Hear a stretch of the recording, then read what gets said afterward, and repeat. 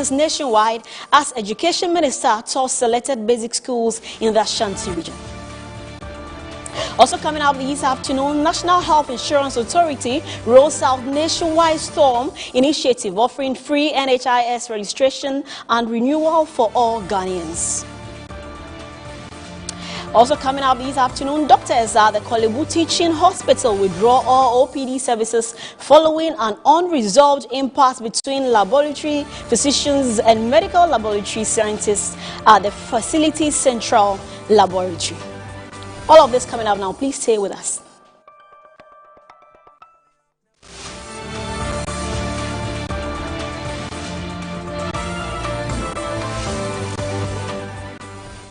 Thank you very much for staying with us. My name again is Helen Anyaweja, and we start from here. The National Health Insurance Authority has rolled out a nationwide storm initiative offering free NHIS registration and renewal services for all Ghanaians. The program, which runs from April 15, 2026 to May 31, 2026, will for the first time in the nation's history scrap the 1-month waiting period, enabling immediate access to healthcare services, part of a major push to expand universal health coverage. Here is the CEO of the National Health Insurance Authority, Dr. Victor Sari Bampo, speaking to the media. To access the free primary health care services, an individual needs either a Ghana card or an NHIS card for identification, documentation, and monitoring purposes. These cards are not barriers. They are tools to ensure the system runs effectively, to track and monitor care delivery, and to protect the beneficiary's long-term health record. However, not every eligible Ghanaian has either card, and this is where we come in. This is one of the most important reasons for the STORM initiative, to rapidly increase the number of Ghanaians who are registered and active on the NHIS. But more importantly, the free primary healthcare program covers primary care, the front door of the healthcare system. What happens when a patient is screened and needs to be referred beyond the primary level? This is where we at the National Health Insurance Authority and the National Health Insurance Scheme becomes indispensable. When a patient is referred to a district hospital, a secondary facility, or a tertiary or teaching hospital for advanced specialized care, it is the NHIS that facilitates and finances that care. Without an active NHIS card, a referred patient would have to pay entirely out of pocket, a devastating prospect for most Ghanaian families. And this goes even further. Ghana now has the Ghana Medical Trust Fund, known as Mahama Cares, a landmark initiative specifically designed to cover the cost of care for non-communicable diseases that are not fully covered under the NHIS. The Ghana Medical Trust Fund picks up where we at the National Health Insurance Authority and where the scheme ends. But crucially, the pathway into Mahama Cares runs through the National Health Insurance Scheme. Without an active NHIS membership, a patient with a chronic disease cannot properly access the specialist level care that the Ghana Medical Trust Fund provides. An NHIS card is the key that unlocks the entire continuum of care, from the community health post to the teaching hospital. So imagine, if you will, that in Ghana we're going to have end-to-end health coverage, from the free primary health care through the National Health Insurance Scheme to Mahama Cares, end-to-end health coverage. Now, why is it important to keep your card active? I want to be clear on one point. The STORM initiative is a time-limited opportunity. It runs up to the 31st of May 2026. After this date, fees will return. Renewals will no longer be free. The waiting period waiver will no longer be in effect. And that's why I'm calling on every Ghanaian who takes advantage of this free window to commit to keeping their NHIS card active through regular renewals going forward. An expired card does not protect you. It does not facilitate your referral. It does not activate Mahama Cares for you. We want to see a Ghana where every citizen has an active, valid NHIS card always. The STORM initiative is our effort to dramatically accelerate that goal. But the responsibility to maintain coverage rests with each of us.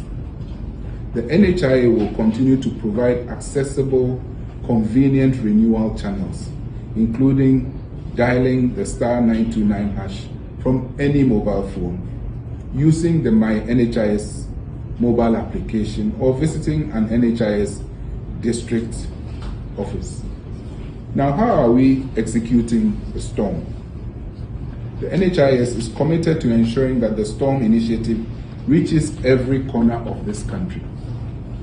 Staff across all our regional and district offices have been mobilized and are actively going into communities, not waiting for people to come to us, but taking the service to them.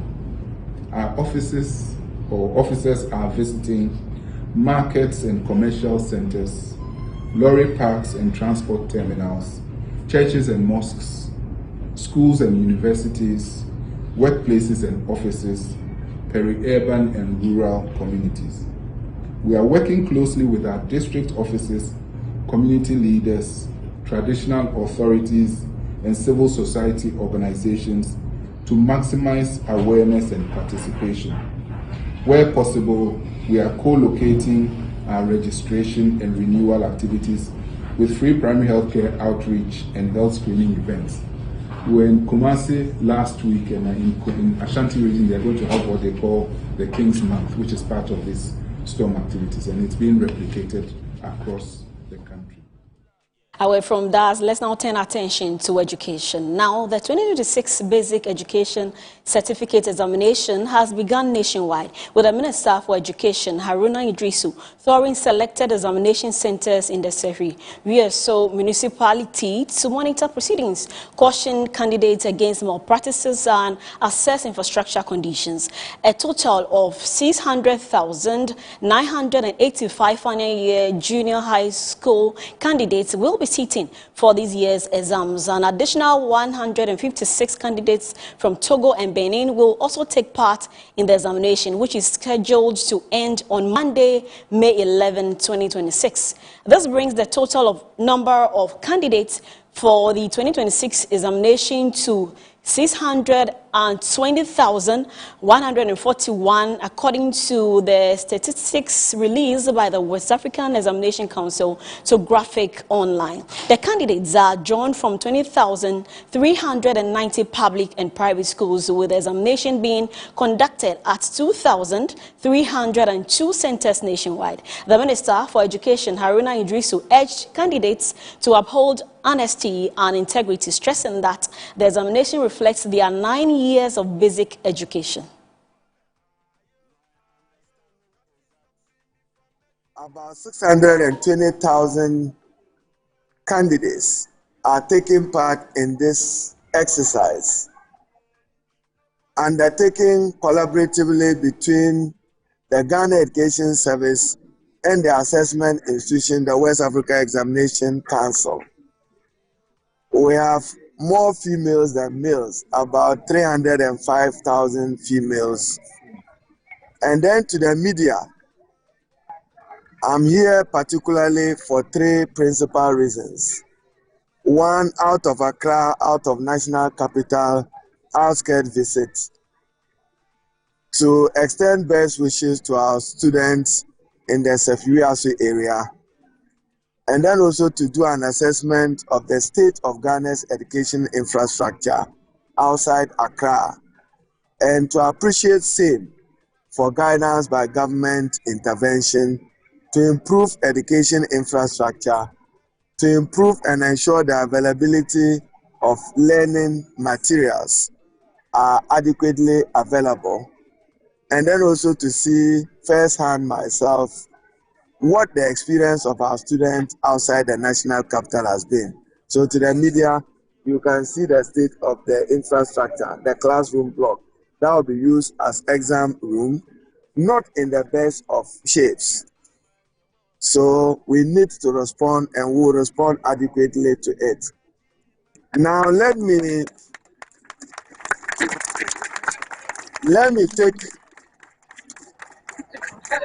take opportunity to state that we are particularly concerned about the growing phenomena of exam malpractices. Last year, it affected about 178 candidates, and several papers were withheld. In some instances, the papers were cancelled. So to you, the candidates, honesty and integrity defines citizenship. Honesty and integrity defines patriotism. And honesty and integrity must be the hallmark of your molding. When I say molding, character molding to be able to serve Ghana better tomorrow. So don't engage in any exam malpractice. And to our invigilators, we expect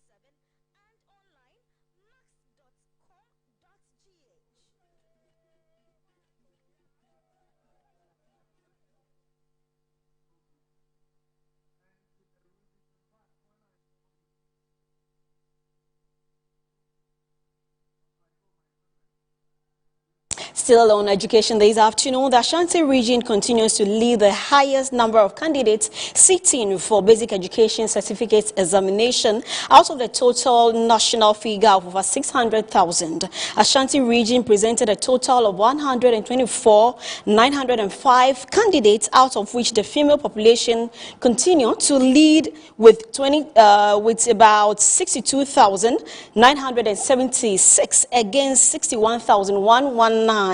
And males from across 3,000 public and private schools across 43 metropolitan municipal districts of the region converge at 444 examination centers. 10 centers, we have visited 6 already, leaving 4. And then out of this one, we have 77 schools in all writing. 50 of them are private, and then 27 are public. Now, for the number of our children, we have 3,255 writing in all. And then the boys' population is 1,566, and then the girls are 1,689 in all writing.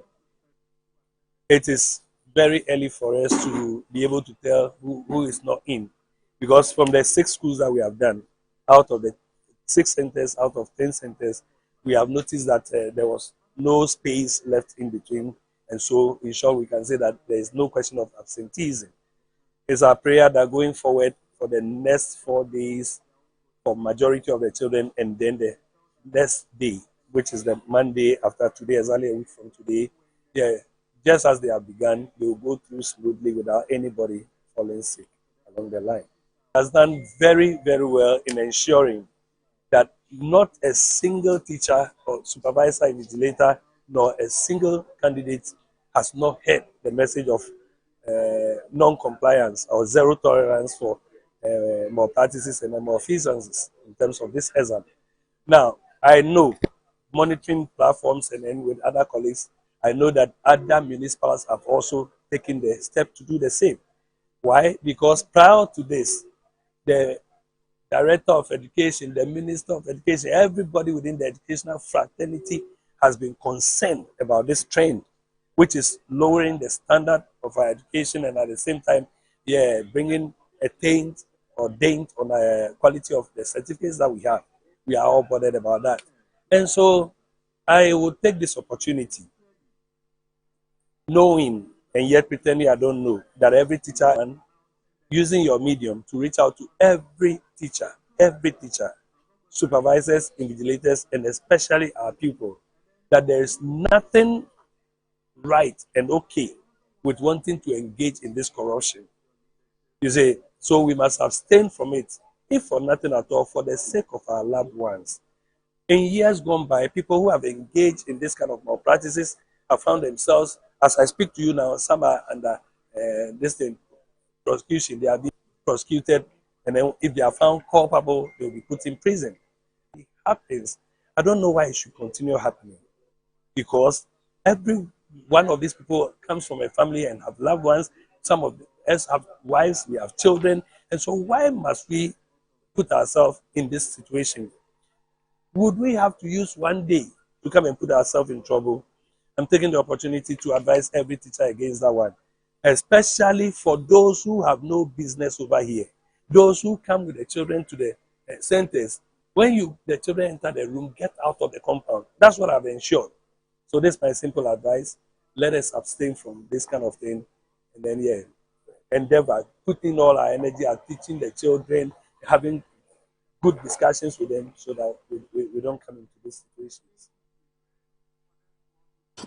Okay, thank you very much. We are heading now to Ashanti region, to our Ashanti regional correspondent, Abdul Basit Suleiman. Good afternoon to you. Good afternoon, my sister. Okay, currently, how is the mood at the center where you are? Well, actually, almost every center that I visited, even though earlier in the morning, the children, some of them were shivering, being the first external exams that they are going to. But upon further encouragement, some of them, after their first paper, believe that it is normal exams that they are taking. So they became very, very comfortable with what they are doing. You know, Ashanti region is having the most populous candidates in this examination. For the past 3-4 years, Ashanti region has been leading, and this year, out of the over 620,000 candidates that are sitting for the exam, 120 is coming from Ashanti, 124 is coming from Ashanti region, and female is also leading for the past 3 years in Ashanti region. The population of the female students have increased. Looking at the current one, out of the 124,000, 62 of them are female, while 51 are male, are sitting for the examination, all from about 3,277 public and private institutions across all the 43 metropolitan and municipal and district assemblies of the region. They are writing in 444 centers here in the region. One of the concerns that has come out from the Education Directorate is that they realize that some of the teachers usually try to extort some money from the candidate or the parents of the candidate in order to provide some kind of support during the examination with some answers. So this time around, there has been a strict environment within some of the centers, ensuring that most parents who come there would stay far away from the examination centers, while some of the teachers who does not directly involve in invigilation are also not allowed to go closer to the centers, just because they don't want them to mingle with the students to be able to provide some kind of assistance at the center. However, almost all the centers are very calm, and the atmosphere over there is also calm. The students are feeling better as I speak with you. Okay, so the allegations of extortion of money, was there any instance like that today at the center? Today nobody has been arrested or nobody has been accosted for such incidents. I understand this came out from the previous examination out and some confession by the students that some teachers have taken money to assist them in previous examination. So this time around, the authorities have decided to be very vigilant in ongoing examination to ensure that such things will not be happening. They've also advised the students not to even allow themselves to be taught. Otherwise, their integrity would be at stake going forward. And the teachers too has been also advised. This is a criminal offense, and Right. they've also been urged not to mingle themselves to tarnish the image of the examination at whole. Okay, before you go, did you see Streets WIAC protocol in full operation today? Come again? Did you see WIAC protocols in full operation today? Was it strict? How was the protocol like? Yeah, yes, it's very strict. Every center you go, you see security personnel around that place. Almost every center there are security personnel, being police, fire service, how do you call them? Migration service, other security services are there mining all the centers to ensure that no foreign or any external person comes closer to the examination. The exam people were escorted by the police right to the center, and all the previous protocols are being adhered to as the exam is going on. Okay. Thank you very much for your time this afternoon. That was Abdul Basis Suleiman, who is our Ashanti regional correspondent. Now, let's turn attention to other matters. As assembly members in the North Dia districts of the Volta region have raised concerns about the growing teacher deficit in the area. According to available statistics, the district needs over 200 teachers to address the shortfall. They say this situation is negatively affecting teaching and learning and are therefore urging the Ministry of Education to take prompt action to resolve the issue. The quarterly engagements organized by district assemblies provide a platform for assembly members, heads of departments and other stakeholders to meet and deliberate on developmental projects undertaken by the assembly. They also discuss challenges confronting residents and propose solutions as well as outline strategies for the district's growth. During the meeting, assembly members highlighted the serious teacher deficit facing the education sector in the district.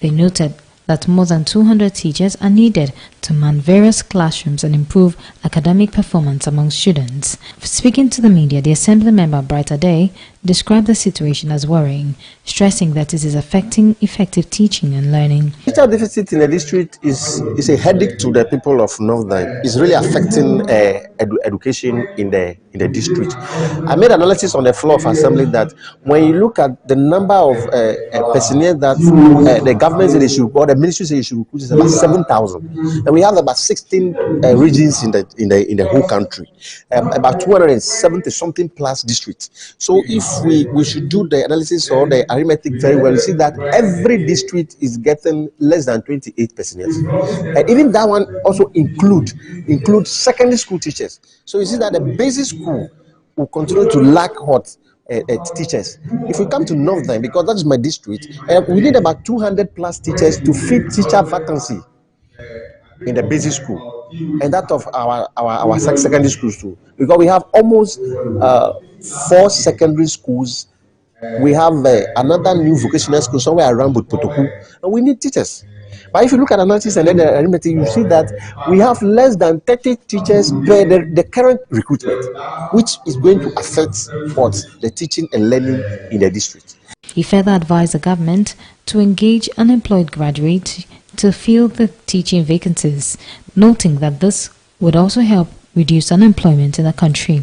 Pleading with the government that I think we should go back to the issue of people teaching. We have some teachers in the system who have diploma in basic education. Most of them have degree. Some of these degree holders, there is no work. So if you ask them to go to the classroom as people teachers, they will do what? They will do it. That one alone will help. In the olden days, we hear that people, and it really helped the education sector a lot. So I think if the government will have a real look at people teaching, if you employ someone as a people teacher, the person will upgrade him or herself. The person will upgrade because you give the person an ultimatum: 3 years, upgrade yourself, or else you'll be moved out from a classroom. So if you are paying, let me say, a qualified teacher about 3,000, and you pay a people teacher 2,000, 2,500, the youths are willing to do it because there's no job. It will help create employment. Then it will help fill the vacancy in the educational sector too. The district chief executive for North Dai, Ernest Adevo, acknowledged that the teacher deficit remains one of the major challenges in the district. He, however, expressed optimism that ongoing teacher recruitment efforts will benefit the district. Less than 200 teacher deficit in the district.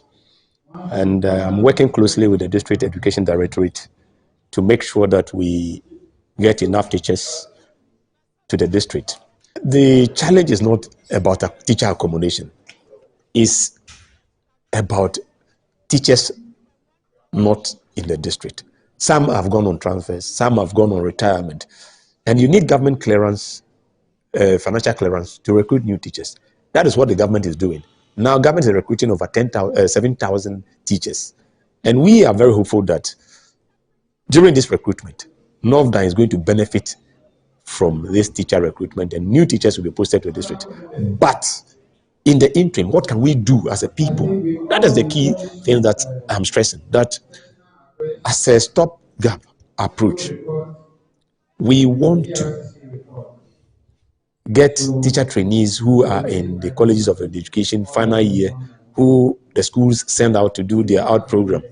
If we are able to provide accommodation for them in the various communities, and they are posted here to do that, they will also occupy the classroom so that our kids will be having access to teachers at all times in the classrooms.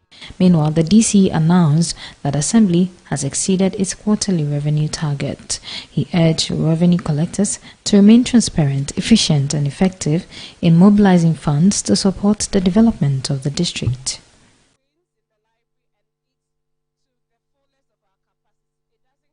Still in the Volta region, the Volta Regional Coordinating Council has signed contracts with 18 municipal and district assemblies and various contractors across the Volta region for the construction of 24-hour economy markets. The initiative, one of the flagship programs of President John Dramani Mahama, is aimed at transforming local economics, increasing productivity, and creating jobs.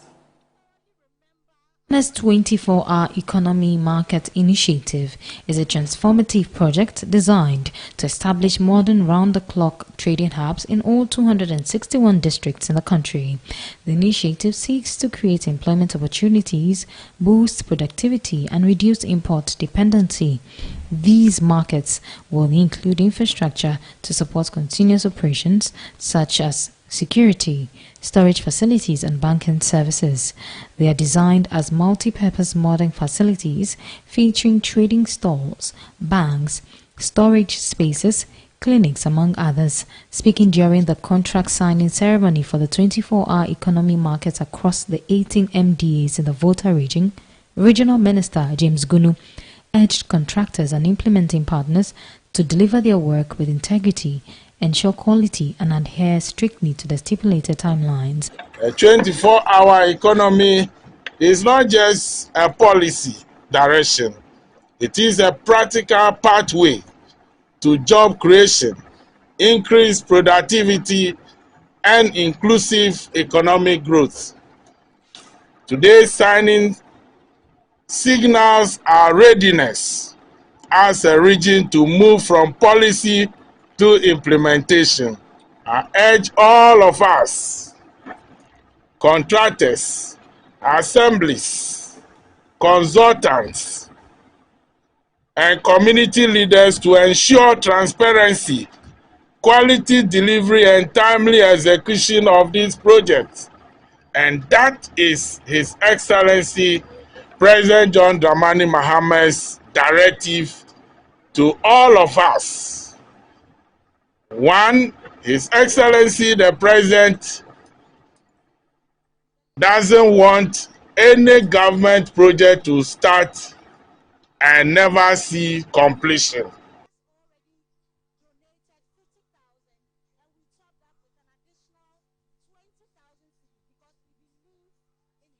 The local content.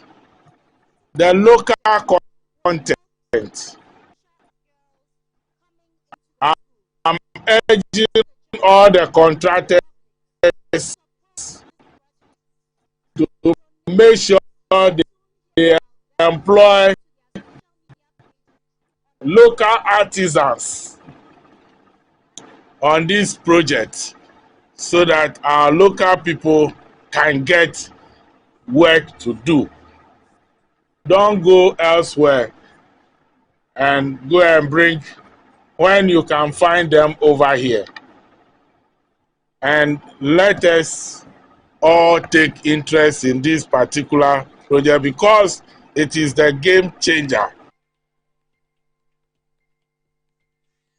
Now, away from that, president of the Pharmaceutical Society of Ghana, Paul Owusu-Donkor, raised an urgent alarm regarding the impact of illegal mining on the pharmaceutical sector. He expressed deep frustration over the contaminated water sources currently hindering the production of locally made medicines. The president was speaking at the officially launched landmark 90th anniversary celebrations in the Eastern region. The celebration was graced by the paramount queen of Ikuapem, Nana Efua-Nketia Oboa II, in her keynote address, urging the society to maintain a united front and called for strict adherence to professional ethics, ensuring that pharmacists remain a reliable sanctuary for the public during moments of medical vulnerability. To policymakers and stakeholders present, I wish to emphasize that pharmacists are an essential part of the healthcare system, ensuring their availability, supporting their development, and integrating their services fully into primary health care will strengthen our national response to health challenges. President of the Society, pharmacist Paul Owusu-Donkor, outlined a strategic vision to transform Ghana into a regional pharmaceutical powerhouse. He noted that the industry is ready to leverage on the 24-hour economy to boost national productivity. We must continue to target the everyday user, the everyday Ghanaian, both within the urban and rural areas, that we are able to bridge the gap that helps them use these technological services to improve on the healthcare of our people. We believe at the Pharmaceutical Society of Ghana that the integration of telepharmacy is the game changer in ensuring access to medicines, availability of medicines, and the affordability of these medicines. And so we are committed to helping government to realize the goals we have set for ourselves in rolling out the NEPP, the National Electronic Pharmacy Platform. He also raised an urgent alarm regarding the impact of illegal mining on the pharmaceutical sector. The menace of Galamsey affects us as the pharmaceutical industry. We talked about the water we use in our manufacturing, that indeed we do spend a lot more because of the extra steps and processes we need to take in making sure that our water is of pharmaceutical grade. And so we're calling on government to treat the menace of Galamsey as a public health threat and something that we must all be committed to eliminating from within our body politic and from within the fabric, the socio-economic fabric of the country. As the society enters its 10th decade, the society remains committed to integrating e-pharmacy and digital health solutions to modernize the patient experience.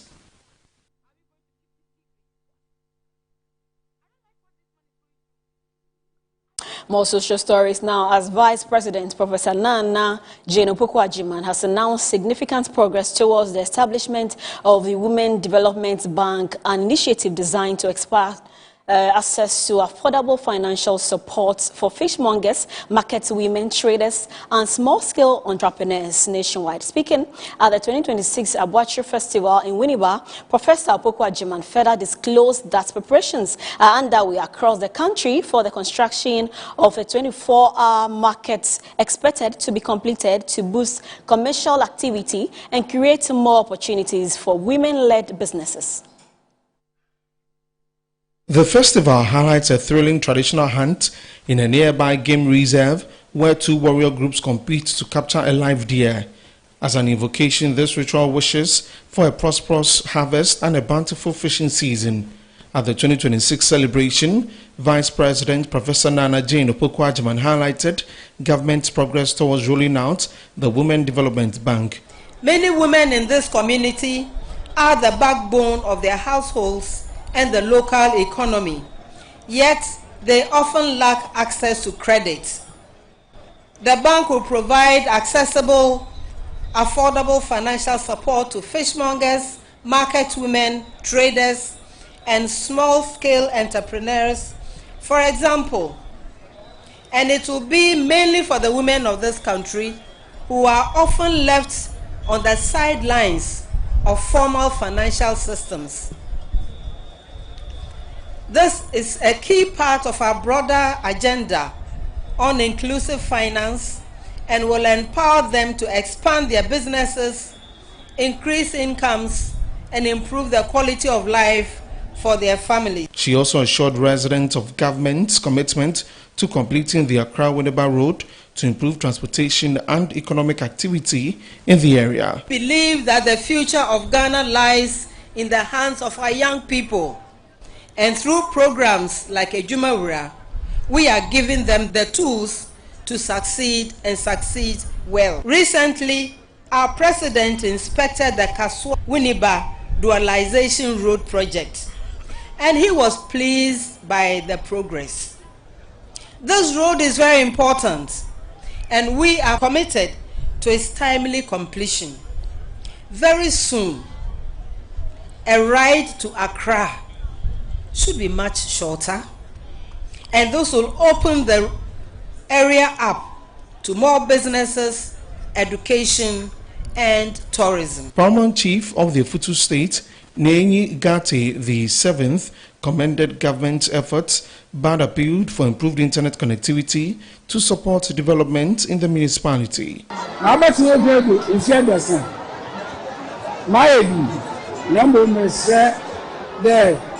Woman Kiton Soko, Embra, Traditional Council, na Abani Yentin.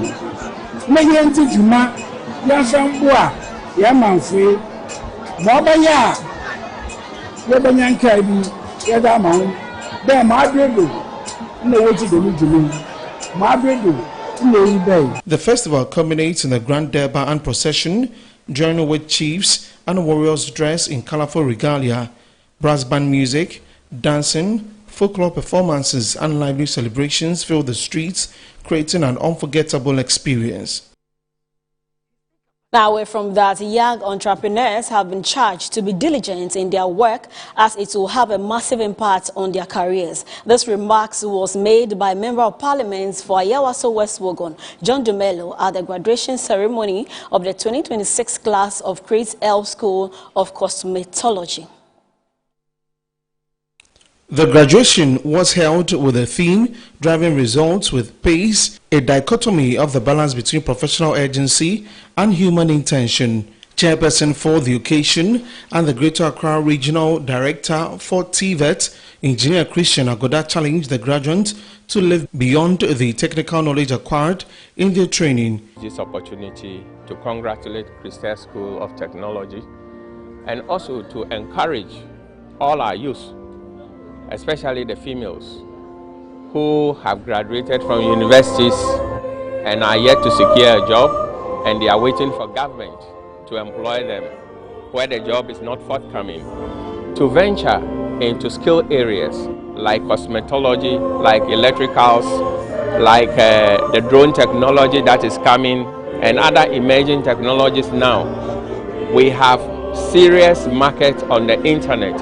So those of them that can go into internet activities, Internet of Things, and be able to market products for people, they are also in a job. Deputy Minister of Food and Agriculture and Member of Parliament for Ayawaso West Wogon, John Dumelo, who was special guest on the day, delivered a message of encouragement for the graduates. As you can see, if you look around especially East Legon or Ayawaso West, which is my constituency, there are a lot of nail shops, hair shops. That means people believe in that business. And it is because of you you are the one driving that business. So I would like to say congratulations to you all.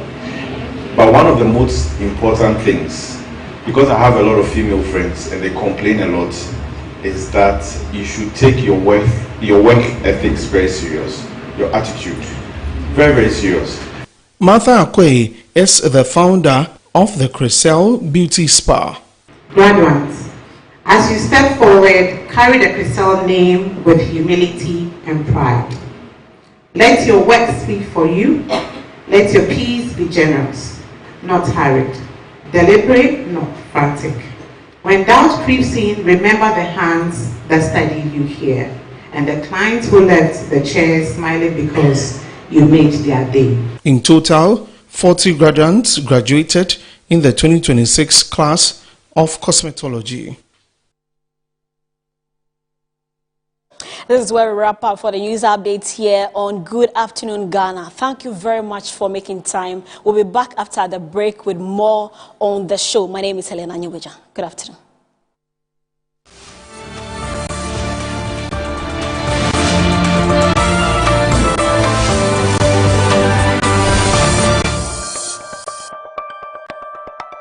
As the days come and go, there's always shit. Let colleagues explore all the planetary bodies. Our mission is in Uranus to treat hemorrhoids, anal fistula, anal fissure, anal incontinence, hidradenitis suppurativa, using laser ligature for pain-free and speedy recovery. On Uranus Street, Accra, is Main Tuber Hospital and Coloproctology Center. Trust Uranus with us and we will delight you. Visit Main Tuber Hospital today or call us on 0244 581 541.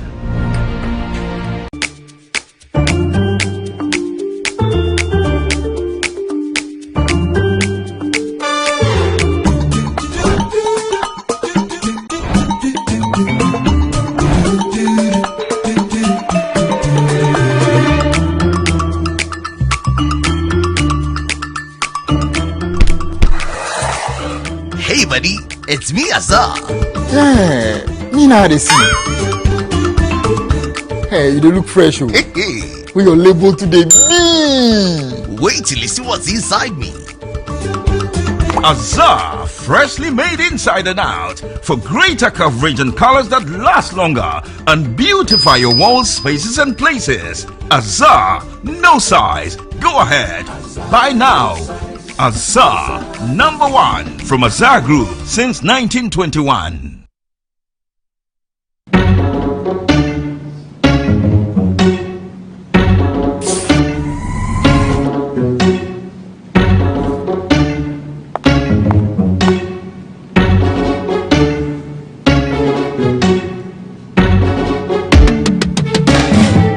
It's time to believe in you. We are changing, so should you. If you're dreaming, don't be afraid. And in the valleys, keep your head up high. Dare to dream with Puma drinks. Puma, yeah. Believe it, you can achieve. Puma. Oh yeah, clap your hands for the whole new vibe. Make me set the bliss. Oh yeah, come alive. Let me hear you.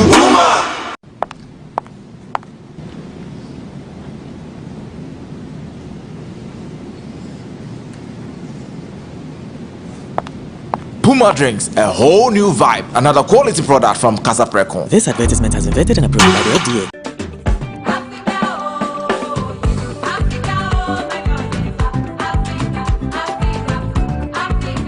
Cook Africa, Cook Africa, Cook Africa on AU Day. My name is Marcel, a typical Beninese, live in Ghana. I'm inviting all the Beninese or non-Beninese. I'm inviting all of you on the 23rd May at Metro TV at 9 a.m. sharp.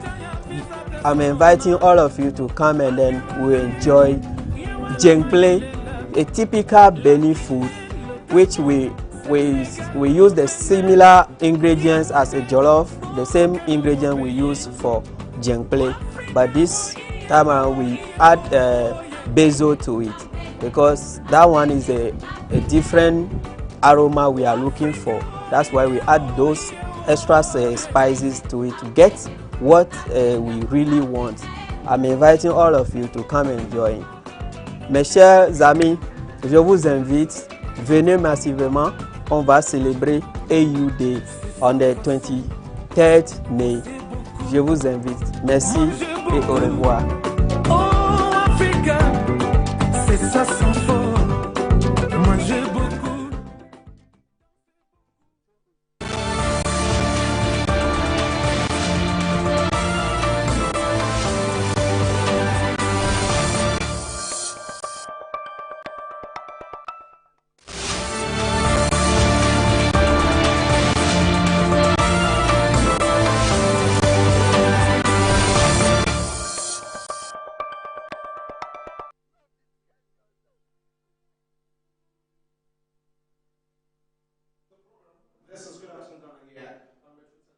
A very long weekend. I believe that we're all refreshed and I'm back to work. I know how it can be on Mondays, but yeah, we're back on here to make sure that you get to know what is happening in the country. My name is Desmond Okrekudans. We're on till 2 p.m. and Helen Anyoweja brought to us the news updates. Coming up on the show this afternoon, we'll be going to Kolebu where we'll be speaking to the doctors there. There seems to be a rift between the Kolebu doctors and the lab scientists in that facility. We will talk about that. I'll share with you the statements from the doctors at Kolebu on what exactly they are asking as they seek to embark on a strike. And also we'll get into the conversations about the Bank of Ghana. The minority held a presser yesterday regarding the losses of the Bank of Ghana. The majority, some members of the majority have been rebutting on social media here and there. Atta Issa, the MP, will be joining us for a conversation on this to understand what he makes of the pressure by the minority and what really is the situation on the ground. So these are the conversations coming up on the show today. So do what to stay with us. We're live across our social media platforms, Metro TV Ghana, on Facebook, also on DSTV, channel 277. We're live on there. And of course, we are also on 94.1 FM on radio. And you can listen to us live on there. Before we engage Florence Koyo, let's speak to my colleague, Eko Saki Sechi. He's at the Kolebu Teaching Hospital. And let's hear from him how things are in the hospital this afternoon. Hello, Eko. Good afternoon. Yeah, good afternoon, Desmond Okekudanso. Right, Eko, what can you report for us? Well, I'm currently at the central OPD of the Kolebu Teaching Hospital where I can report that the place is virtually empty. We have quite a few patients who have come to the health facility to access medical health care. Quite a number of the patients have been turned away due to the ongoing industrial action. I can tell you that the industrial action is biting really hard as patients are really suffering the most. Okay, so Eko, the industrial action has happened. The doctors have withdrawn their services already. Yes, please. Yes, please. Today, it is today. So I can confirm that the doctors are not really working at the moment. In fact, I was told that a lot of the doctors are not around until the issue is being resolved. And we know the reason why the doctors have currently embarked on this strike. I'll be speaking to quite a few of the patients who have come to the facility to assess medical health care and how the situation is really impacting negatively on them. I have one woman right here with me. Madam, please, you are live on Metro Television. What is your name? Pacho, what Metro TV, any original TV? Pacho, your person? Amamata. Amamata. Pacho, what is our way around? Okunu na yare. Mobile and then a doctor's phone a catch them. Oh, yeah, but how much now?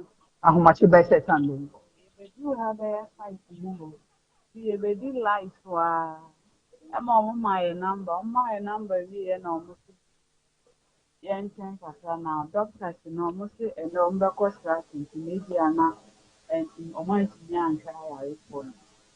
me see from Copa and Pamba and all with it. On my announcement, said the doctor's name, yes. Sisi a woyɛ dɛn sisi a wofiri nipa so na ɔba ha yi wofiri kɔ abɛnya ɛna wosi ma ɔmo akyi na ɔba sisi a dɛn na woyɛ afa asɛm no ho wobɛkɔ fie anaasɛ still mo pɛ sɛ mo ne. So me wɔ ha kyerɛ sɛ me kunu no condition a ɔwɔ mu no nti ɔmo yɛ ne sɛ nnɛ no ɔmfa mbɛhu doctor ne ehu deɛ ɛbɛyɛ nti ama yɛsi ha a yɛretwɛn. Okay, nti na wonim sɛ doctors for no bɛkɔ strike ɛnɛ. Me de na me nsi ɛyɛ dɔɔso wɔ ha paa na nipa dɔɔso na ha nyinaa yɛ ma na ɛba saa nnuro biara ɛkɔ saa na ayɛ.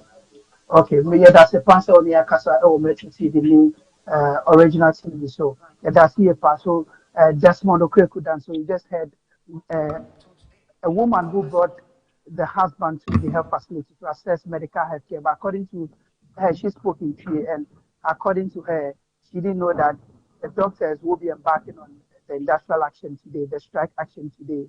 It is unfortunate for them. At the moment, she doesn't know what they would do. So they are currently waiting whether maybe something positive may come out or the doctors will rescind their decision to attend to them.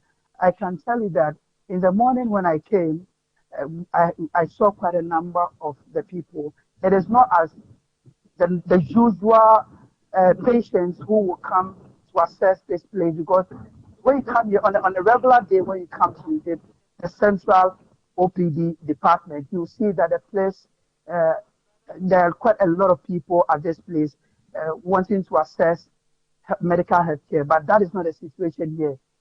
A lot of them have left. It is only one lady, the woman I just spoke to. She's the only person who is seated at the moment, waiting that something positive may come out. Meanwhile, when I came to the place, I spoke to the CODA. I spoke to CODA, that is the Kolebu Doctors Association, the executives, with regards to the ongoing impasse and whether they are going to rescind their decision and whether management has heeded to their request. So what they told me was that they've had an engagement with management this morning, and they are hoping that all things being equal, management will adhere to their decision. According to them in the past, whatever they've heard from management are all commitment. But this time around, they want real actions. They want management to take practical actions in resolving the current impasse.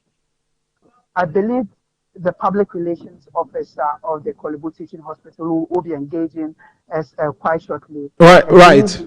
He's currently in a very crunch meeting with the chief executive officer for the facility, after which he will address us with regards to the resolution of the situation at the moment. Okay, Eko, thank you very much for bringing us that situational report. My colleague there, Kosechi Saki, at the Kolebu Teaching Hospital, sharing with us what is happening there. Actually, the doctors embarked on the strike on the 2nd of May. That was on Saturday. We're hoping that they would have, held on to this for a while before going on the strike. But the letter that was put out by them, let me just read a bit of that. Says that Kolebu Doctors Association notice of industrial action CODA wishes to serve formal notice that should the demands set out under both parts 1 and 2 of this letter not be satisfactorily addressed by 30th April, that was the last week, the association will have no alternative but to advise its members to withdraw their services with effect from 2nd of May 2026. CODA does not take this step lightly. It is taken in the interest of patient safety, professional integrity, and the long-term effectiveness of this institution. We trust that management will act with the agency that these matters demand. Signed by the chairman of CODA, Dr. Asari Ofei, and the general secretary, Dr. Jojo Nyamiche Beidu. We have Florence Koyo on Zoom. Actually, she will be speaking to us on this particular situation at Kolebu as we see the effect that it is having at the on patients actually. So Dr. Florence Akumia is organizing secretary of the Kolebu Doctors Association. I believe she's the one who'll be joining us, and we also want to hear from you if you have anything you want to share with us since you've been to the hospital, what you have observed. You can definitely share that with us. So let's get on to Zoom now and speak to Dr. Florence Akumia if she is on now. Hello, Doc. Can you hear me clearly? Hello, Doc. Hello, good afternoon. Can you hear me clearly? Yes, good afternoon. I can hear you now. Many thanks for joining us, but I'm unable to see you on the Zoom. If you could kindly put that up so we can see you and have the conversation. Right. Great. I can see you now. Many thanks for joining us this afternoon. So when did, my first question would be, when did this become an issue? So this has been an issue. I would say it's been a long-standing one. Right from 2014, laboratory physicians were displaced from the central lab. So they have been hosted by the medical school and its various laboratory facilities, and that's where training has been ongoing. But since 2014, there have been several negotiations, several attempts to reinstate them in the lab, but due to certain threats that have been received, they have not felt very safe to practice in there, and there has not been space and even infrastructure made for them to be able to practice in the central lab. So for those of us who are not in the space and may not understand what is happening now, for the central laboratory and whatever that happens there, why is it critical that now the doctors are saying that they want to take over CODA, I mean? Okay. Thank you very much. So it's not about now. Laboratory medicine was first introduced in Ghana by Noguchi. I'm sure we've all heard of Noguchi. He was a physician. And initially, expats were brought in to serve that role. And then eventually some Ghanaians were trained in the UK and they came back to serve in the role of laboratory physicians. And these Ghanaians started a course, a certificate course to train lab technicians and technologists to assist them in the various labs. So that is how laboratory medicine started in Ghana. Unfortunately, these two career paths are parallel. They have specific roles each of them play. Now, the lab physicians we have a variety of them. We have anatomical pathology, hematology, microbiology, and chemical pathology. Not all doctors are to sit in the consulting room. There are doctors that are in the lab and provide clinical oversight and play a role in clinical management, interpretation of lab results, and liaison with clinicians so that we get the best outcome of the labs for patient care. So this is not a new thing. Like doctors now want to enter the space. The doctors have always been in the space, but they were displaced, and now it is becoming quite hostile. And it looks like this may go on in perpetuity, and we want a stop to it now. Okay, so what is the problem? That is what we're looking at. Why are doctors going on strike? Because they believe that they should be manning the laboratory, not the laboratory physicians.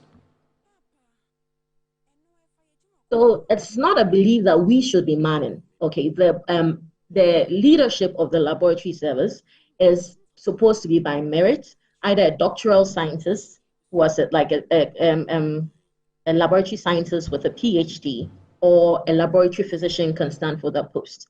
This should be based on merit solely. But then you have a case where unilaterally, when the physician is appointed into the role, the lab scientists spoke against this, and then they force the person out of the space. And we believe that this is not something that should be entertained. Moreover, it's not just about leadership. We are not just fighting for leadership, but this situation actually poses a threat to the diagnostic quality and patient safety. Also puts us at risk of losing national accreditation. Currently, Kolebu is the only training facility for postgraduate training of laboratory physicians. And this is for Ghana College of Physicians, and also for West African College of Physicians and Surgeons. So if we lose this accreditation, that means that we are no longer going to be producing laboratory physicians nationwide. And also, this is going to erode physician practice because laboratory physicians are unable to perform the direct clinical services that they are supposed to play. We have laboratory physicians that are supposed to be Kolebu staff, yet they do not have a role to play within Kolebu. They are being forced to work with the medical school. And then also, it becomes an unsustainable training burden because the medical school is having to play a role out of goodwill. At any point when they decide to withdraw that, then we cannot have training done in this country as a whole any longer. So that's why we are fighting for this. We need to have the role of the laboratory physicians known, respected, and they should be well positioned within the hospital's structure so that we all have a clear understanding of the role that they are playing and then they are rightfully doing their job. But Doc, the laboratory scientists also insist that this is what they're trained for. They're trained to man this. So what's the problem if they are the leaders of the central laboratory? No. Okay. So what the issue is that like I said, a simple Google search between the difference between a laboratory scientist and a laboratory physician will show you that they play different roles. So in terms of the technical aspects, the validation, quality assurance, yes, laboratory physicians are supposed to do that. That is their job. But then the laboratory physicians also have a role that they play in terms of making complex diagnosis based on the labs, flagging things that need to be poked further, and also communicating this with the clinicians. So they both have the roles that they are playing. Internationally, leadership of laboratory services, it's over the time has evolved. So it can either be a laboratory physician or a laboratory scientist with a doctorate degree. So that is it. We do not contest that. But whatever process is used for that is supposed to be fair and transparent. And it's also supposed to be based on merit, not because a group unilaterally decides that they would not allow another group to have their place within the institution. The statement that I read before we began the conversation, it made reference to a part 1 and a part 2. Can you share with us what the deliberations or the conversations had been about this situation? So we have had several deliberations with the management of Kolebu. We've issued a letter with concerns about the state of the laboratory physicians and then the laboratory scientists. And we even had in-person meetings. We tabled that we wanted the appointment to be free and fair and based on merit. And we had a laboratory physician being appointed and then they're withdrawn. We wanted clarity on that and we wanted the right processes to be put in place. So that is why we had several engagements with them, but we had no positive outcome from that. And so we informed them based on our decision as a group of Kolebu Doctors Association that we will have to withdraw our services because they didn't seem to address our issues in a way that was appropriate.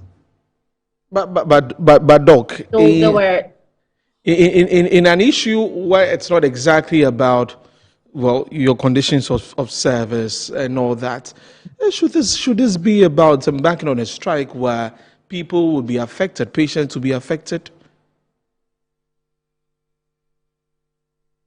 Yes, please. When you are negotiating for something, you do this in good faith. We have afforded several opportunities for management to meet us and discuss, for management to take decisive action to resolve these issues. Like I said, this has been existing since 2014, and we cannot let it last any longer. This decision was not made lightly. We did not get up in one day and say we are going on a strike. Several notices were served. And even on the notice pertaining to the response we were expected by the 30th was served, but we received no response, and that is why we proceeded on the strike as decided. So it was not taken lightly. Every doctor in this facility is concerned about patient care. We have doctors on standby wanting to go back to their job, but this is very important and needs to be addressed. And that is why a strike was necessary. We had gone through all the necessary steps and we did not get a resolution. Okay. So how long is this gonna last? Is it until there is anything? What would be that decision that will cause you to, go back into the wards? Okay, so we would require management to give us a documented plan as to how they can improve infrastructure and make space for lab physicians to do their job, and how the issue of leadership of the laboratory services will be resolved. We need this in documentation with timelines, and then we'll make a decision as to calling off the strike. As of this morning, management called for a meeting, and the outcome of the meeting will be communicated. Okay, you say a meeting has been called? Yes, please. Okay, right. So we'll wait on that and see. Others also believe, and I've also been reading about it, that it seems we have issues in terms of a direct interpretation of what these things are from the appropriate bodies, from the Ghana Health Service, even for the ministry to come in and so this is that, as you said, it's been there since 2014, and there needs to be a correct interpretation of what this should be, and that is what you are looking forward to. Okay. Yes, Doc, so, thank you. Like I said, there have been several. Okay. Oh no, please go ahead, please. There have been several. There's a policy for laboratory practice in Ghana, and there has been there's also a policy statement on accreditation of laboratory centers. But for some reason, systematically, physicians have been moved out of the discussion space. So all the decisions have been made by a group of people, and did not involve laboratory physicians. And that is how come gradually they seem to be wanting to push physicians out of the lab space, but we do not want to stand for that. Right, thank you very much for your time this afternoon. Dr. Florence Akumia is organizing secretary for the Kolebu Doctors Association, KODA, and they have begun their strike. They say that a meeting was called this morning from the management of the facility, and so we'll see what happens with that meeting. And my colleague Geko Sechisaki is also at the hospital to find out what exactly is happening. He brought us the situational report. We'll definitely get back to inform more of this. So this is the issue. The doctors and the lab scientists, there's been a professional beef, if you could call it that way, for a very long time. And this is where it has brought us. This is Good Afternoon Ghana on Metro TV. We're going to take a break. And then when we come back, we'll get into the happenings at the Bank of Ghana in terms of the losses that were recorded. The minority held a press conference yesterday. We'll play that for you, and then we'll get some responses from Honorable Atta Isa on that also. And then yesterday also, there was a video that was trending. A Reverend Alex Nkrumah of the Assemblies of God joined his sermon at church, was talking about the economy. That's a question that I'll also pose to our guest. So the question really is, with all the things that we're saying, inflation is down, this is down, some people say it's not reflecting in their pockets, in their businesses, and all of that. What really is the issue? We'll get into that conversation also. So stay with us here on Good Afternoon Ghana. My name is Desmond Okrekudas. We'll be back shortly.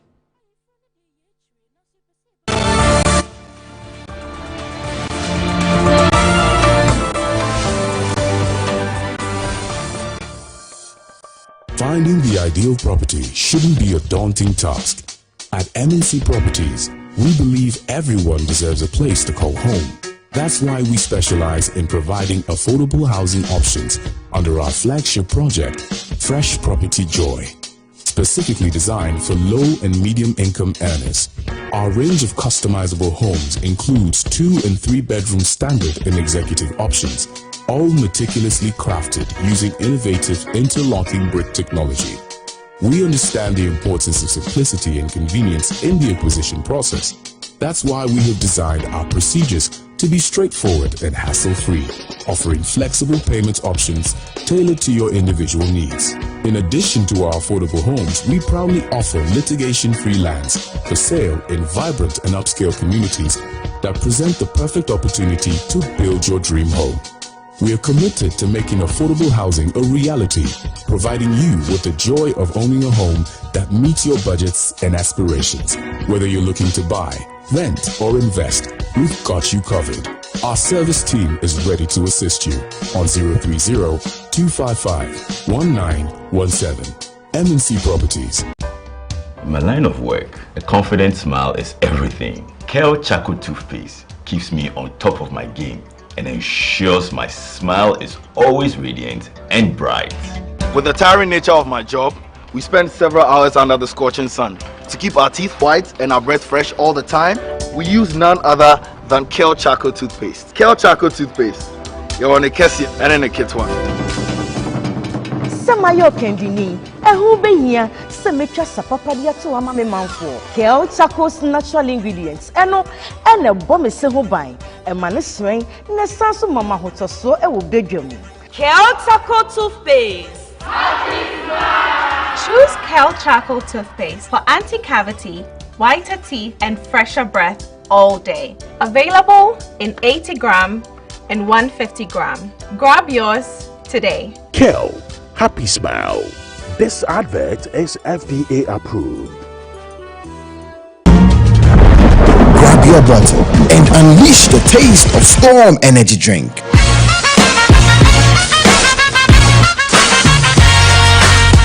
A bold flavor, a big attitude, feel the vibe, own the moment.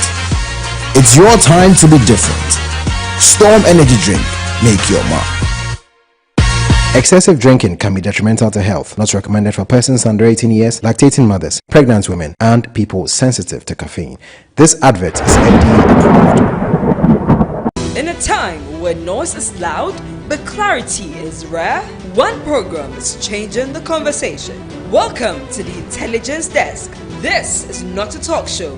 This is a working studio.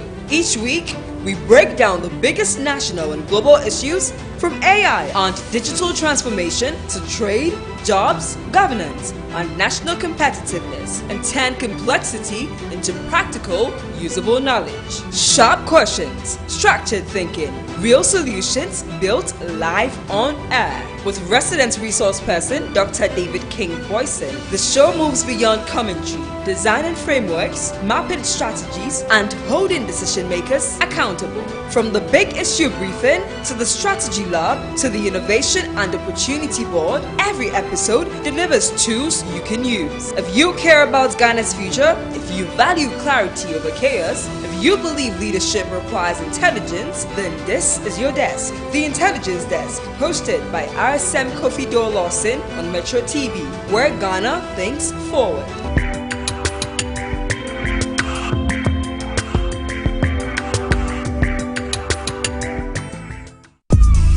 What was all this drama of coming to my class late today? I told you I'm pregnant. What are you doing about it? I said, Abado, why make up so? Hey, what police will be teaching you? Shall we Phoebe? Shall not say I pass our bravo? But why are you saying that? That girl is a charlatan. It's a wolf in a sheep's clothing. A prostitute in disguise. Abaya come so. Na bla ubo college mu ha eye. My friend said if she come and come, since I'm come pie, don't come and spoil my spiritual mood for me. But you the other time the running way, Charlie, I take come no you chop running. My food no. Do you know how hungry I was that day? For no say if you running there. If I bring am for no. One more thing, I will embark on a project like 1 boy, 3 girlfriends.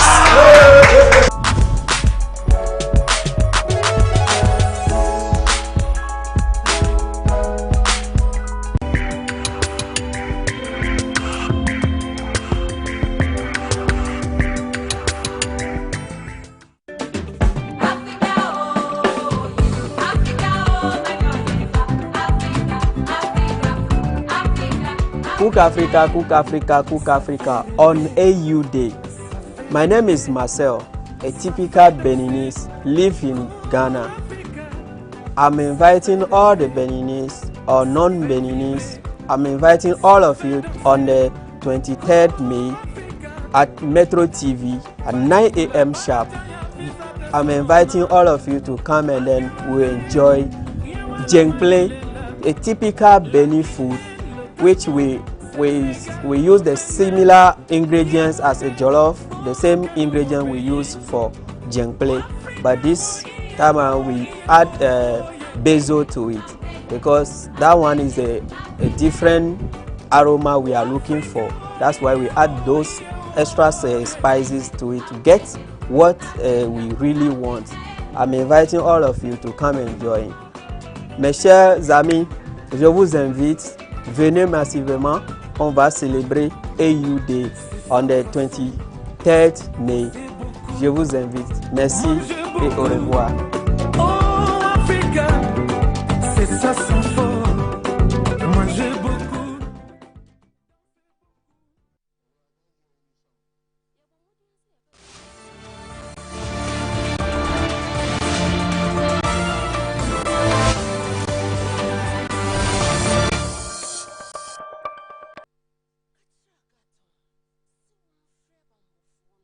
Right, so welcome back from the break. This is Good Afternoon Ghana on Metro TV. I am Desmond Okrekudanso. And before the break, we were having a conversation with the Akolebu Doctors Association on their strike action over the control of laboratory services at the facility. Dr.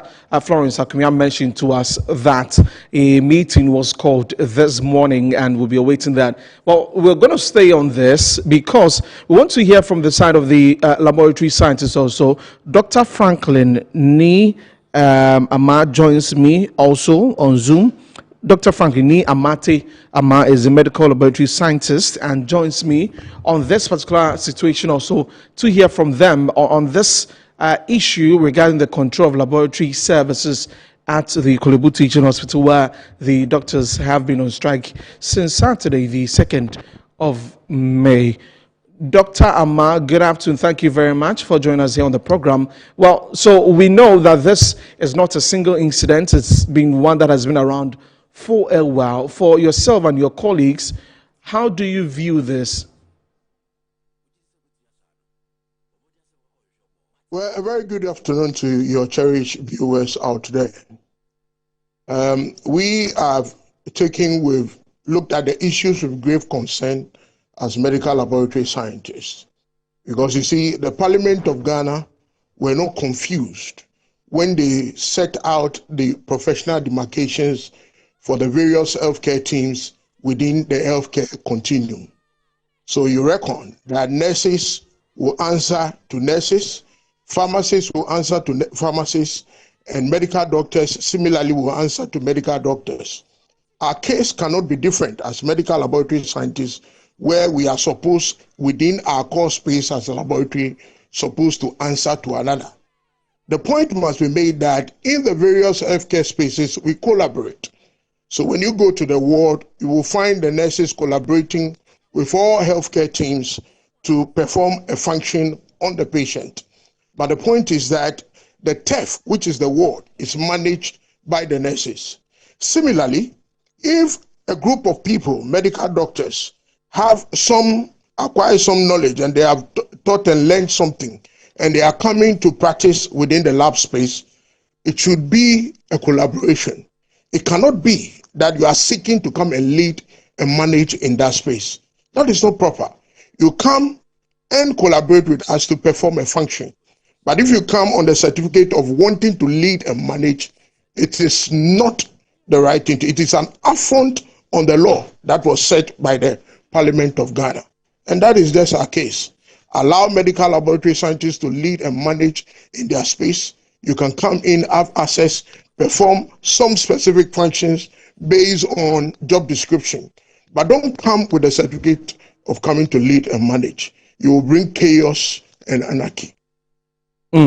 So I am trying to look at this from the perspective of the law, what it states there, because that is how we can understand where the doctors are coming from and where yourself and your colleagues as laboratory scientists are also looking at this situation from. So looking at the law here, the Health Professions Regulatory Bodies Act 2013, Act 857, as I have here. So that's where the Allied Health Professional Council was instituted to regulate the works of laboratory scientists, right?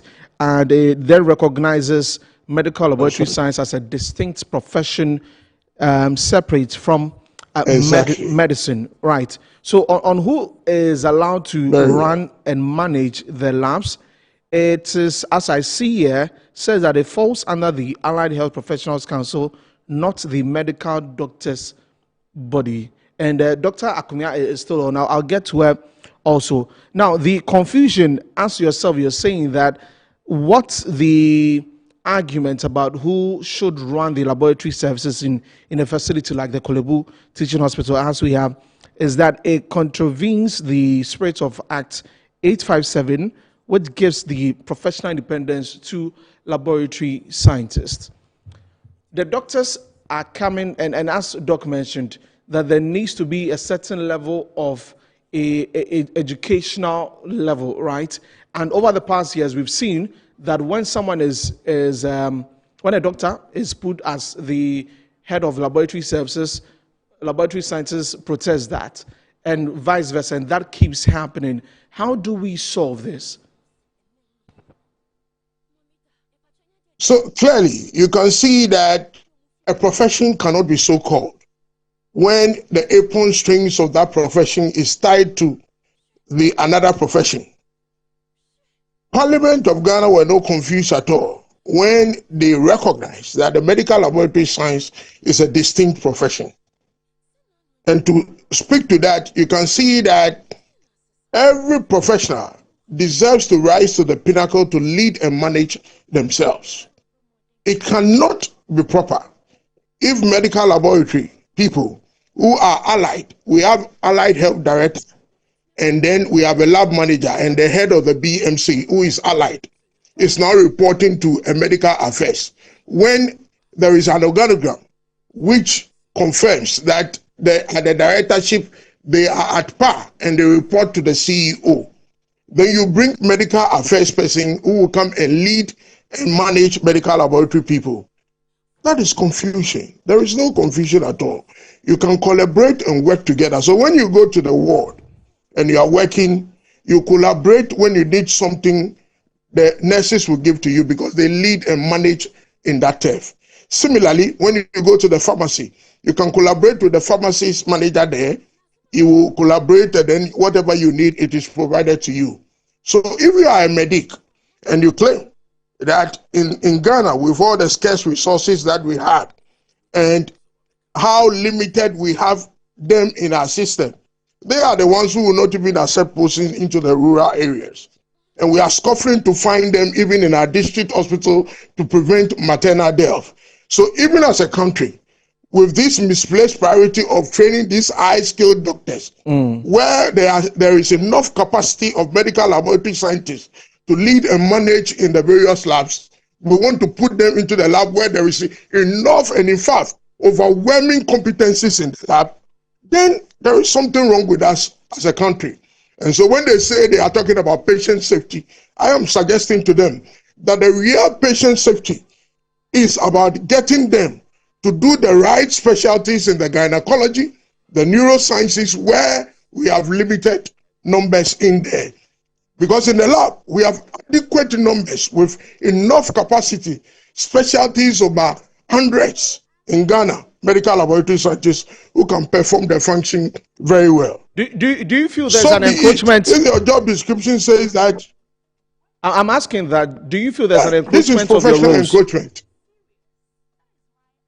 Yeah, clearly this is professional encroachment.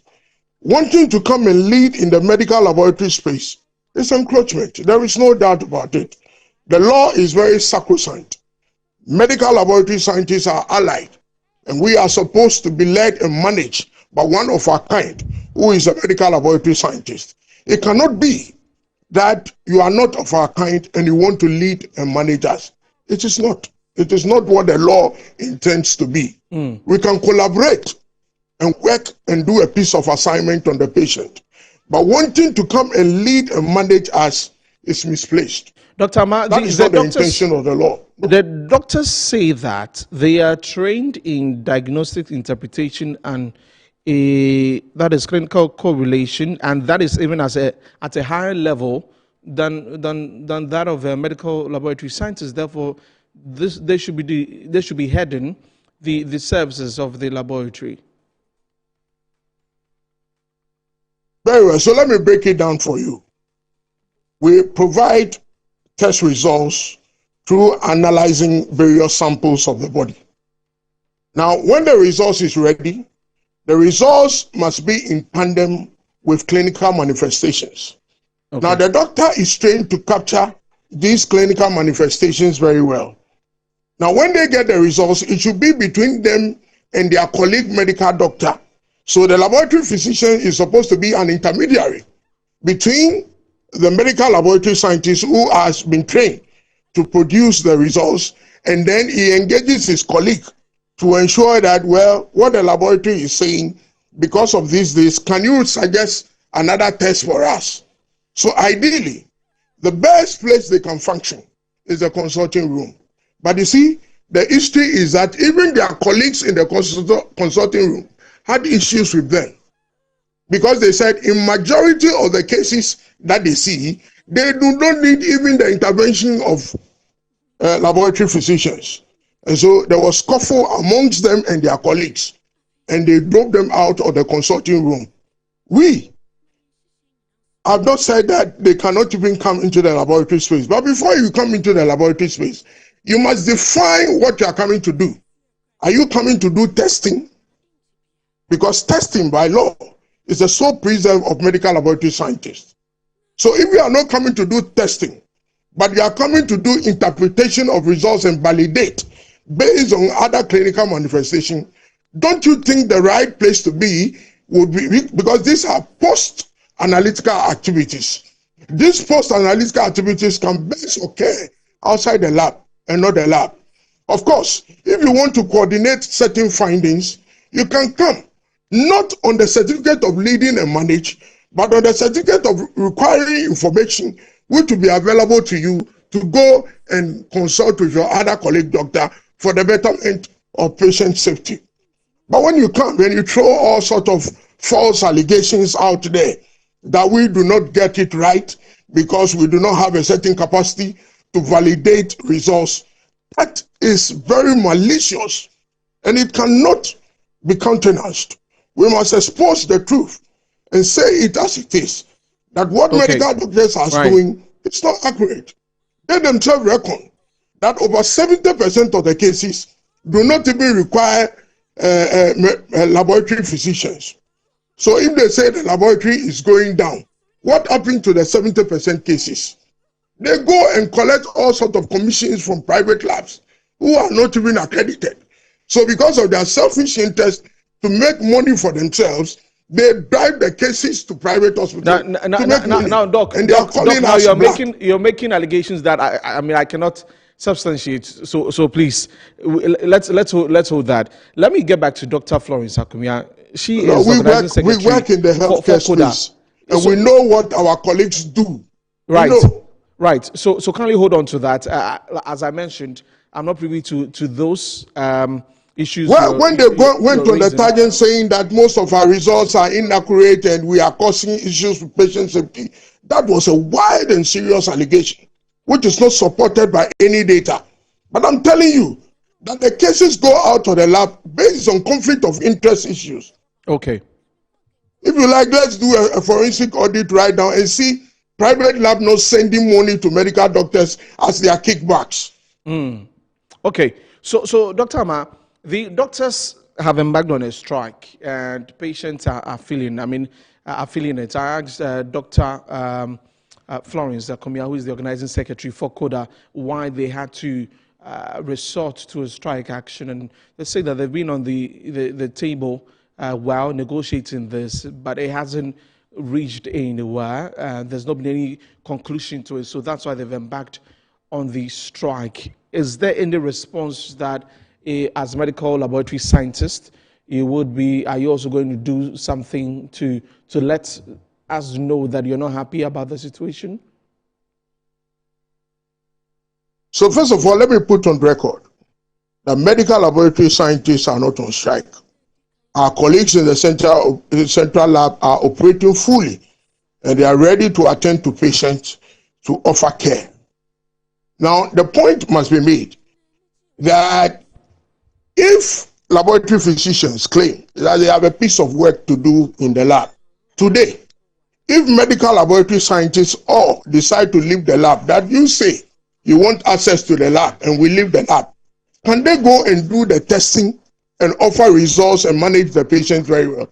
Clearly, the test belongs to medical laboratory scientists, and without their input, the test cannot function. The TEF medical laboratory space is functioning optimally today, up to the point that international accreditation has been awarded without the involvement of LPs. That is a fact. If nurses leave the ward today, will the ward function? So if you want to know who the TEF owners are, ask yourself these two important questions. Can the TEF function without the input of these professionals? Clearly, medical laboratory space will not be the same without the input of laboratory physicians. Today, it is functioning optimally, having accreditation, because medical laboratory scientists do not need the involvement of laboratory physicians to function optimally, even up to international standard. So forget about the dust and the shenanigans being thrown out there. It will not wash. Okay. Because if they claim that they don't have access, if we decide to give them access today, can they go and do all the tests and validate same so that we can live happily ever after? Clearly, they can function. So if they are coming on the certificate of collaboration, we as scientists will collaborate effectively and work. But don't come on the certificate of coming to lead and manage this space, because the lab has been identified as a gold mine and there is money there. And you think that is the alienable right of medical doctors to lead and manage?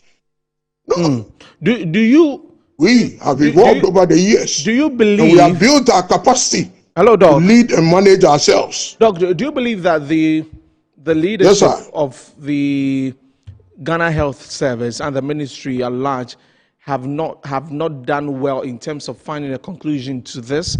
Because this has come up every year. I mean, in fact, most often since 2014, and there seems to be, or there is actually a professional rift between doctors and lab scientists, which may affect the quality of healthcare that is given out to patients. Have you been disappointed that a conclusion has not been reached on this matter till now? Well, don't forget that this matter has been going as far as to Parliament before, and some solutions were not gotten. You know why? Because medical laboratory scientists are considered the underdog. And so once the facts are not in favor of the masters, medical doctors, nobody can say the truth. As we speak today, let me give you an insight. We are having these issues and conversations because if you go to all the teaching hospitals, all the government hospitals, all the regional hospitals in Ghana, it is the sole preserve of medical doctors to lead the facilities. Already we have submitted all the facilities for you to lead and manage. In our core space as a laboratory too, you want to come and lead and manage. People, this cannot be right. It is the need of every human being, for example, for that matter, professionals, to feel significant in their space.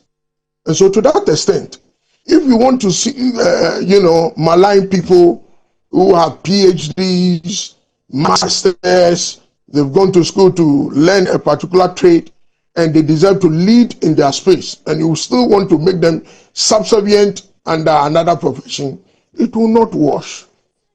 The laws, as you read, are very clear. We are allied. Allow us to lead and manage, just like nurses do, pharmacists do, psychologists do. Medical laboratory wants to do the same, and then there will be peace. We can collaborate. Their issue is that they cannot come into the laboratory space and submit to a medical laboratory scientist because they want to coordinate their training. Really? Okay. That cannot be right. Already all of us are submitting to you in the facility. Why can't you submit to us in the medical laboratory space so that we also coordinate your training and whatever? That is the way to go. this, as I mentioned, they've embarked on a strike action. You're certainly not happy with what is happening. So as an association, are you putting out a statement? Is this anything that you're going to do? That's what I want to know. So leadership will engage, and then it will come out with a statement. Don't forget that our colleague medical doctors are going on this strike on two counts. One concerning the OPD, 24-hour OPD issue. Right. We think that they have some real legit concerns in that enterprise. But with the greatest respect, the issue about getting access to the lab and, coming on the certificate of wanting to lead and manage in the lab, with the greatest respect, is very frivolous. Okay. But I want government and authorities to engage them on the issue of, the 24-hour OPD service. They have a legit concerns. Let's find a common ground to the betterment of the patient. Let's come on the certificate of collaborating with medical laboratory scientists and not coming on the certificate to come and lead and manage in that space. We will not agree. Right. Thank you very much. Dr. Franklin Ni Amate Ama is a medical laboratory scientist, and he joined us to talk about the current situation at the Korle Bu Teaching Hospital, where the Doctors Association are on strike on issues regarding who leads the laboratory services in the hospital. Dr. Florence Akumi, organizing secretary of CODA, spoke to us earlier, saying that a meeting has been convened earlier this morning, and we'll see what happens with that. But obviously, from what Dr. Abati has been saying, he's not been happy at all about the situation. He believes that their roles are being undermined and being encroached on by the physicians or the doctors, as we'll put it. So we'll follow keenly on this, as my colleague Ekose Chisaki is at the Korle Bu Teaching Hospital, and will bring us more details on what's happening at the hospital later. Well, moving away from that, as we wrap up on the show, we're going to be leaving you with a press conference by the minority yesterday on the Bank of Ghana losses. Now, let me read this for you on what the minority said as we tried to get the MP Atta Issa.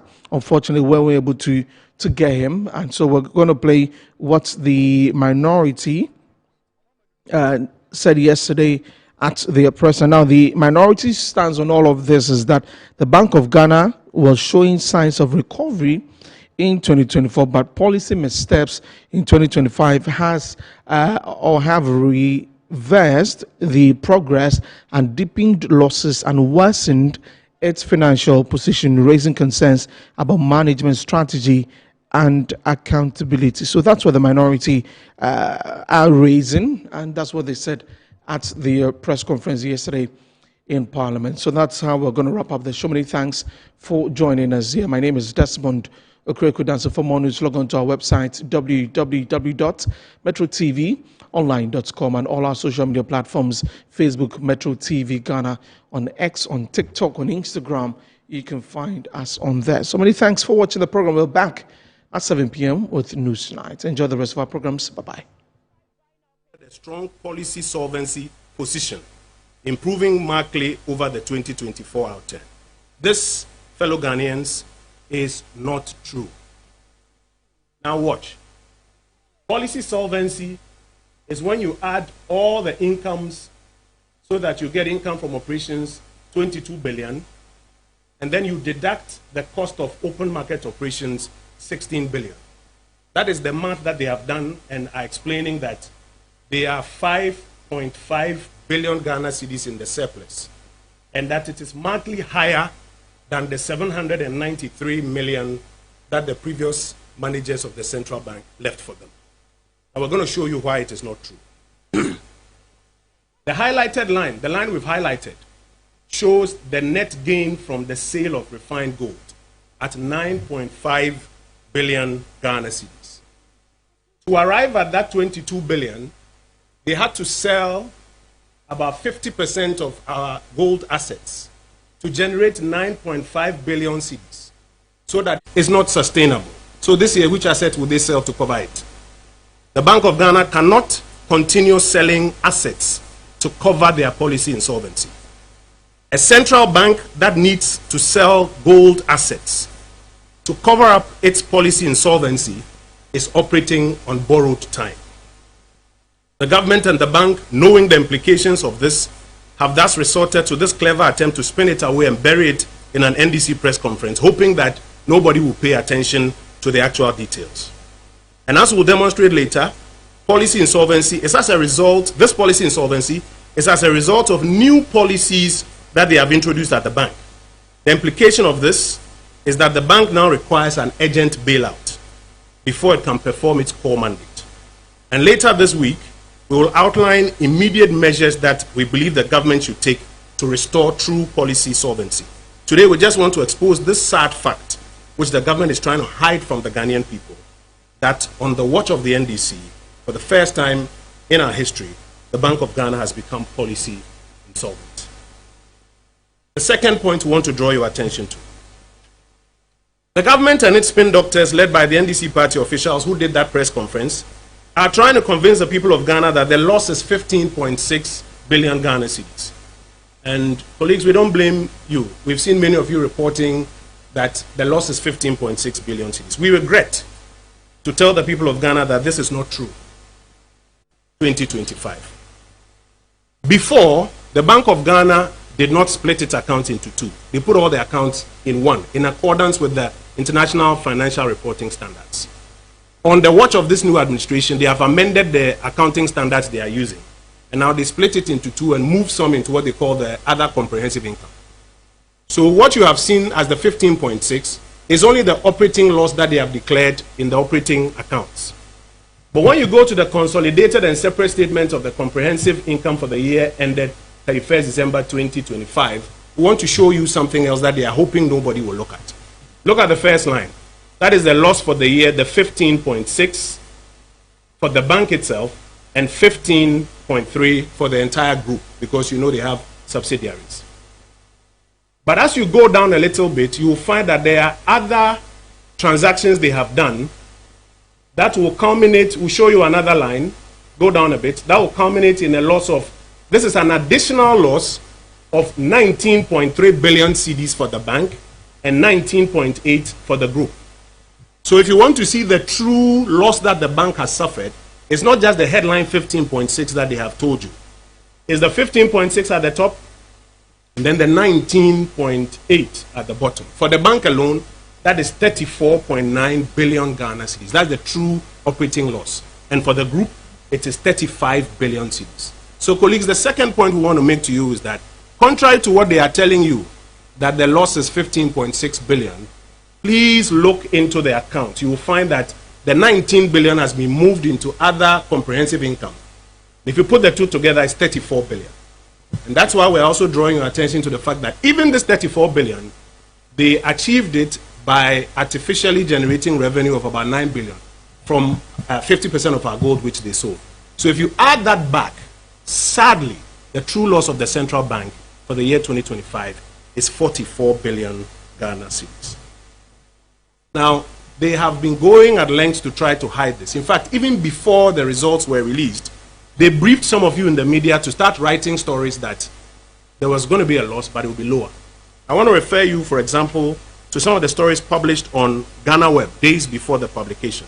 It says Ghana Web Business understands that the accounts will first be presented to the audit subcommittee. According to sources, the delay was partly due to a change in external auditors.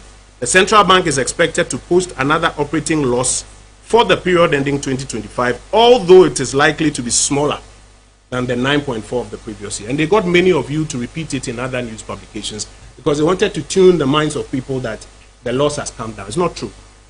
It's 34 if you look at it on a consolidated basis. And if you take away the artificial revenue they jumped into it, that's 44.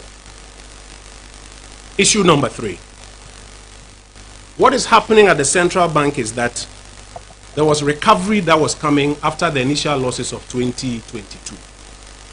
And because of the new policy measures that they have introduced, that recovery is being reversed. You'll recall that after the 2022 loss, which loss was occasioned because the central bank had to participate in the domestic debt exchange program, and lost about 48 billion cedis at that time, leading to a total loss of about 60 billion. After that, the central bank had been reducing their losses. So in the year 2023, and if you can go to the graph, I'd just like to demonstrate it to our colleagues. In the year 2023, they reduced the loss from the 60 billion. So you will find on the bar graphs we have here, we've plotted from 2020 coming. So 2020, they were in positive, profit of about 1.7 billion. And so the net equity position went up to about 3.5 billion. In 2021, they made an extra profit of about 1.2 billion. So the net equity went up further, 5.7 billion. But in 2022, when they participated in the domestic debt exchange program, they made a loss of 60 billion. And that is what brought the net equity position, the whole at the Bank of Ghana, to the 54 billion that you see there. But they started reducing the loss. So in 2023, the loss reduced to 13.2, and the whole expanded to 65.3. And then in 2024, the loss further reduced to 9.5, and the whole started closing. So from 65, you see the whole closing is now at 61. What has happened is that now in 2025, because of the measures that they have employed, which have cost us a whopping 35 billion Ghana cedis, which they are trying to hide by telling you is 15 billion. Now, the net equity position, the whole has gotten bigger to 96 billion cedis, as you see there. Indeed, if it was 15 billion, when they were adjusting this, they should have adjusted by only 50 million. But they had to go and adjust by 35 billion, because that is the true comprehensive operating loss. So the third point that we are making to you, sadly, is that the reversal that was coming up at the Bank of Ghana is now, or the recovery that was coming up, is now being reversed, and the position has gotten significantly worse because of the policy decisions there. Now, again, in the propaganda exercise they did on Thursday, they tried to tell the people of Ghana that these accounts have been prepared in accordance with the International Financial Reporting Standards. Again, colleagues, we regret to inform you that that is not true. On page 10 of the audited statements, in a paragraph titled Emphasis of the Matter, the Basis of the Accounting, this is what the auditors of the Bank of Ghana have written. They say KPMG are drawing attention to note 2A, and they write, and here I'm quoting them directly: the consolidated and separate financial statements are prepared in accordance with the group's own accounting policies. As a result, the consolidated and separate financial statements may not be suitable for any other purpose. Our opinion is not modified in respect of this matter. I want to translate this into plain language. The accounts are not prepared on full international financial reporting standards. They are prepared on the bank's own internal framework. That's why KPMG could not say that they are prepared in accordance with IFRS, because the accounts were not prepared in accordance with IFRS. They reverted to citing the bank's own internal accounting policy as the standard against which compliance was tested. On page 4 of the same document, the directors themselves, the directors of the Bank of Ghana, say, and I quote, the recognition and measurement criteria as set out in IFRS accounting standards as adopted by the Institute of Chartered Accountants Ghana have not been applied in these circumstances. They are hoping you won't read, but it's there. And it is because of the adoption of this particular standard that they are able to move the 19 billion from the operating account into what they call other comprehensive income, and let you think that the loss is 15 billion, when the loss is actually about 35 billion. It's 34.9, approximately 35 billion. I want to be clear. I'm not making allegations. I'm reading what the auditor and directors have themselves written into the document. KPMG has flagged it. The directors have admitted it. The basis of accounting is part of the architecture that makes the headline loss look smaller than the underlying economic reality.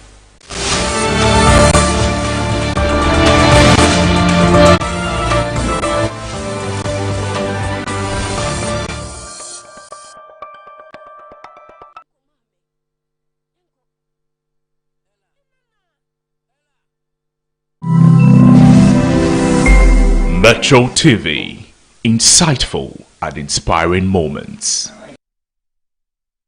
In a time where noise is loud, but but clarity is rare. One program is changing the conversation. Welcome to the Intelligence Desk. This is not a talk show. This is a working studio. Each week, we break down the biggest national and global issues from AI and digital transformation to trade, jobs, governance.